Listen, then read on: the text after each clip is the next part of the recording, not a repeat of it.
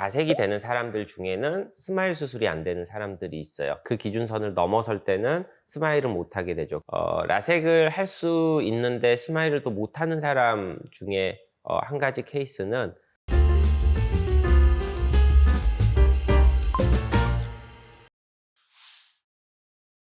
원장님 안녕하세요. 안녕하세요. 제가 라섹 수술을 했었는데요.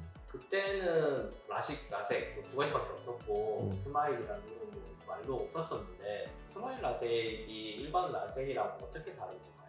사실 스마일이라는 게 이 수술의 약자고요. Small Incision Lenticle Extraction이라고 하는 앞 글자만 따서 만든 게 이제 스마일이라는 그 수술 용어가 된 거죠. 기존의 라섹을 할 때 쓰이던 엑시머 레이저는 위에서 이렇게 레이저를 치게 되면 레이저가 맞는 그 부분의 표면이 깎여 나가게 되는 게 엑시머 레이저라고 보시면 되고, femtosecond 레이저라는 거는 위에서 레이저를 쏘더라도 겉에 표면이 깎이는 게 아니고 깊이 몇 마이크로미터 지점에 파괴시킬지를 설정을 해서 레이저를 쏴서 거기만 조직을 파괴시킬 수가 있어요. 그래서 겉에서 femtosecond 레이저라는 레이저를 쏴서 속 부분만 잘라내고 겉에 조금만 절개 부위를 내서 속에 잘려져 있는 거를 이렇게 끄집어내는 수술을 스마일 수술이라고 하는 거죠. 스마일 라섹도 여러 가지 종류가 있는 것 같은데 그런 차이점들이 뭘까요? 기본적인 원리가 다르지는 않아요. 기본적인 원리는 스마일의 약자인 Small Incision Lenticle Extraction이라는 거는 똑같고 femtosecond 레이저를 이용을 하는 것도 다 똑같아요. 근데 과거 한 10년 동안은 거의 한 회사에서 만드는 기계만을 가지고 할 수가 있었어요. 그 이후에 이제 다른 회사들에서도 같은 수술 방식으로 수술을 할 수 있는 기계들을 만드는 거죠. 그거를 이제 좀 네이밍을 좀 다르게 하고 있는 거죠. 어떤 장비 회사는 클리어 라식이라고 잡았고 어떤 회사는 스마트 라식이라고 잡았고. 기존의 라섹보다는 그럼 어떤 부분에서 더 장점들이 있을까요? 기존의 영상을 많이 찍었었는데 라섹이 가장 안전하다라고 설명을 드렸었잖아요. 근데 그 라섹이 안전하다는 거는 부작용적인 측면에서 봤을 때 가장 안전하다는 그런 뜻이에요. 그러니까 여전히 스마일 수술이 나왔지만 라섹이 가장 안전한 수술인 거는 맞아요. 시력 개선 효과가 속도가 좀 느리고 통증이 있다라는 게 이제 단점인 거고, 스마일 수술은 라섹에 비해서는 시력 개선 속도도 빠르고 통증도 거의 없기 때문에 라섹에 비해서는 좀 그런 장점들이 있죠. 그래서 꼭 어떤 한 가지 수술이 더 좋고 나쁘고 이런 개념은 아니에요. 라섹만 할 수 있는 눈도 있고요. 둘 다 할 수 있는 눈도 있거든요. 그럴 때는 이제 각 수술의 장단점을 비교를 해보고 수술 종류를 결정을 하시는 게 좋겠죠. 과거에 있었던 장비보다 이제 최근에 나온 장비들의 차이점은 레이저 조사하는 속도가 조금 차이가 난다든지, 아니면 기존 스마일 라식에서는 있었던 사이드 컷을 없애서 각막을 더 조금만 깎아도 같은 교정 효과를 얻을 수 있다는 것, 그리고 야간의 불빛 번짐이라든지 이런 것도 좀 줄일 수 있었다라고 하고 있고, 그리고 레이저를 쏠 때 나가는 에너지도 기존 장비보다는 낮은 에너지로 레이저를 쏴서 눈에 대한 손상이라든지 이런 걸 조금 최소화하는 거죠. 기존에 사용되던 스마일 수술 장비는 눈의 움직임이라든지 눈이 돌아간다든지 하는 위치를 추적할 수 있는 방법이 없었어요. 그래서 보통 사람이 이렇게 정면에 앉아서 본 상태에서 눈 아래 위치랑 누워있을 때 눈 아래 위치가 조금 달라지거든요. 눕게 되면 회선이라 그러는데 눈이 옆으로 이렇게 돌아가게 돼요. 누워서 수술을 하는데 이게 약간 돌아가 있으면은 레이저로 각막을 깎았을 때 약간 돌아간 상태에서 레이저가 쳐지게 되겠죠. 그러면 난시가 특히 있는 사람들은 교정 효과가 좀 떨어질 수가 있어요. 이제는 그 트래킹 시스템이 있기 때문에 그 자동으로 십자가 모양으로 가운데 부분이 표시가 돼서 정확히 이제 동공 중심에 맞출 수가 있고, 눈이 돌아갔다고 치면 그 돌아간 거를 감안해서 레이저가 나가기 때문에 기존의 장비보다는 정확한 난시 교정이 가능해진 거죠. 그리고 femtosecond 레이저를 칠 때는 눈을 딱 고정을 하고 쳐야 돼요. 그래서 이제 눈알이 있으면 거기에 석션을 걸어서 음압을 걸어서 눈알을 꽉 잡고 레이저를 치게 되는데,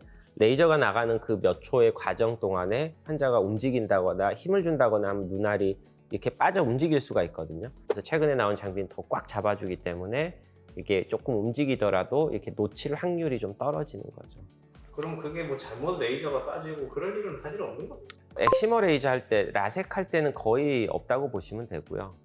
스마일 할 때는 가장 최악의 경우가 그렇게 환자가 움직여서 풀려버리는 건데, 그거는 어느 스텝에서 이 눈이 움직여서 풀렸느냐에 따라서 이어서 수술을 할 수 있는 경우가 있고, 라섹으로 전환을 해야 되는 경우도 있어요. 그러니까 그거는 어떤 상황에서 중단이 됐느냐에 따라서 또 달라져요.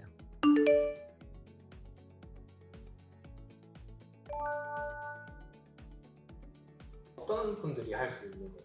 라섹이랑 우선 비교를 해드리면, 라섹은 잔여 각막 두께를 가장 두껍게 남길 수 있는 수술이기 때문에 스마일 수술이 가능한 사람이면 웬만하면 라섹은 다 된다고 보시면 돼요. 근데 라섹이 되는 사람들 중에는 스마일 수술이 안 되는 사람들이 있어요. 그 이유가 스마일은 각막의 가장 표면에서 보통은 한 110에서 120 마이크로미터 정도 아래서부터 각막을 깎아 내려가거든요. 라섹에서는 상피 두께가 보통 50에서 55 마이크로미터니까 그거의 거의 2배 정도 아래 밑에서부터 시작이 되는 거죠. 밑에서 시작이 되니까 자연스럽게 밑에 남는 각막의 잔여 각막의 두께는 더 얇을 수밖에 없을 것이고, 항상 우리가 수술을 할 때 이 잔여 각막의 두께를 생각을 하거든요. 그게 뭐 300 마이크로미터다, 350 마이크로미터다 하면서 기준을 잡아놓고 수술을 하게 되는데, 당연히 더 아래쪽에서부터 각막을 깎아 내려가기 때문에 잔여 각막이 덜 남게 되고, 그 우리가 잡는 기준점 밑으로 내려가면 수술을 못 하게 되니까, 그런 경우에는 라섹으로만 수술을 할 수가 있겠죠. 그런 거는 이제 검사를 해봐야지 알 수 있는 부분. 그렇죠. 무조건 검사를 해봐야죠. 그래서 우선 눈 도수를 먼저 봐야 되고, 그러면 얼마나 각막을 깎아야 될지 결정이 되겠죠. 그 다음에 각막 두께를 봐야 되겠죠. 각막 두께에서 얼마나 깎을지 이 두 가지를 알게 되면 잔여 각막의 두께가 결정이 되게 되고, 그 잔여 각막의 두께가 기준선 안에 들어올 경우에는 스마일 수술을 할 수가 있는 건데, 그 기준선을 넘어설 때는 스마일은 못 하게 되죠. 그 다음에는 각막 두께만 따지는 거는 아니고요. 각막의 모양도 같이 따져야 돼요. 그래서 검사를 해보고, 만약에 거기서 이상이 있으면은 라섹, 스마일 다 못하는 경우도 있어요. 그리고 라섹을 할 수 있는데 스마일을 또 못하는 사람 중에 한 가지 케이스는 과거에 눈을 다쳤다든지 아니면 눈병을 심하게 앓았었던 사람이라든지 하는 경우에는 각막에 혼탁이 남는 경우가 있습니다. 그런 경우에는 수술을 할 수가 없어요. 레이저가 투명한 각막을 뚫고 들어가서 속 부분을 파괴시켜야지 이 수술을 할 수가 있는 건데, 겉에 혼탁이 있으면 그 레이저가 투과가 안 되거든요. 그래서 femtosecond 레이저로 하기는 좀 힘들어요. 그럴 경우에 이제 라섹을 하는 게 더 좋은 방법이죠.